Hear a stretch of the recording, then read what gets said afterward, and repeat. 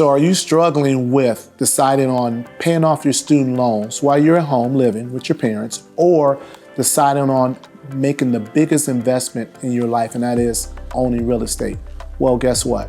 I got a text from one of my daughter's ex-teammates, high school basketball, and by the way, she was a pretty good player.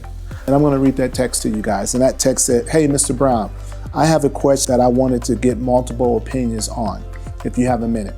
And my question is, should I pay off my student loan debt as quick as I can while I'm still living at home, or continue to make the monthly payments? The total amount of the student loan is this, and I really would value your opinion." Well, the issue behind people making the decision of paying the student loans is the fact of the payments are a whole lot lower, the interest rates are a whole lot cheaper, and most importantly, a lot of times the student loans are amortized over 30 years, which means to get you the lower payment possible. The positive side to you not paying off the student loans, and that is the positive side, and this is where I'm going with this. Think about it this way, guys. If you went ahead and you purchased a home with that money that you saved, value of that home is, chances are, it's going to appreciate in value. Let's say hypothetically appreciates $50,000 over 3 years. Guess what you just did? You just put $50K in your pocket. That student loan that you maybe only owe $20K on, you just paid it off.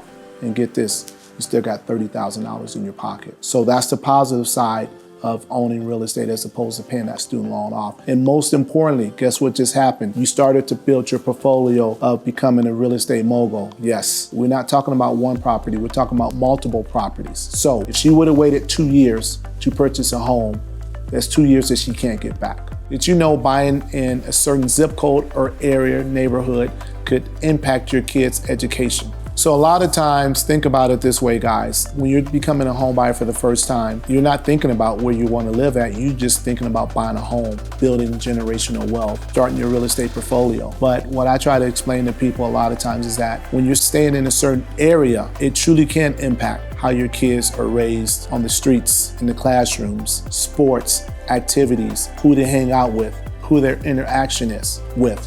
So for me, what I try to do is tell people, it's okay to buy in a neighborhood or an area that you feel like, it's not best suited for me at this moment.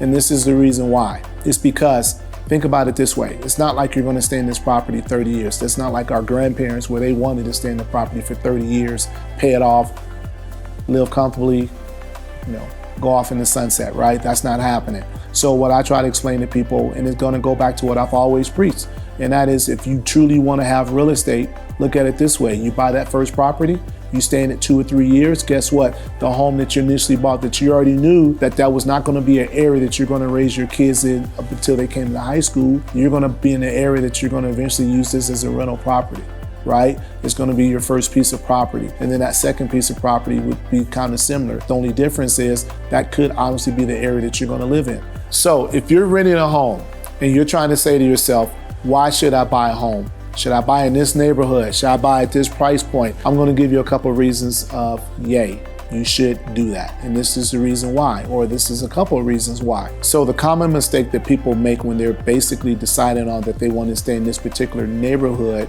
is twofold. Number one, they miss the boat. They don't really truly understand the importance of real estate. Now, let's be honest, let's be real here. I would never tell anybody not to hold on and wait to buy a home in a particular neighborhood that they want to raise their family. Totally in agreement with that. I'm that type of person. However, think about it this way.